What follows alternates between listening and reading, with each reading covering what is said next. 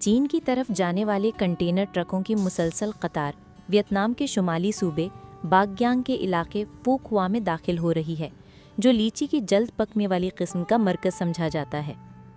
ये ट्रक ताज़ा तोड़ी गई लीचियों से लदे चीन की जानब रवाना हो रहे हैं। फूकुआ के 7,000 रिहायशियों के लिए ये फल खुशहाली का ज़रिया बन चुका है। हर साल ये कम्यून तकरीबन 10,000 टन लीची पैदा करती है, जिसका 40 से 50% आमतौर पर चीन बरामद किया जाता है।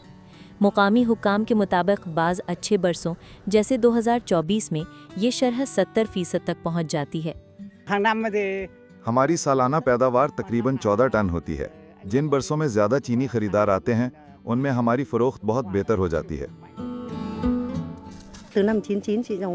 जब मैंने 1999 में लीची की काश्त शुरू की, उस वक्त खरीदार बहुत कम होते थे और फ़रोख्त करना मुश्किल था।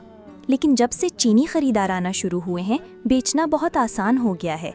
उन्हें पकी हुई लीची ज़्यादा पसंद है और जब हम लीची को पूरी तरह से पकने देते हैं तो वो देखने में भी बहुत खूबसूरत लगती है। कई बार तो ऐसा हुआ है कि चीनी खरीदार हमारे बाग पर आकर सारा फल एक साथ ही खरीद लेते हैं।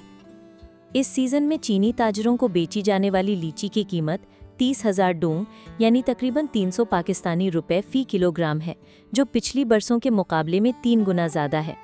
डोइंग के ख़ानदान की पैदावार 13 से 14 टन तक है, जिससे वो एक महीने से भी कम वक्त में 40 करोड़ डोंग यानी तकरीबन 43 लाख पाकिस्तानी रुपए तक कमा सकते हैं।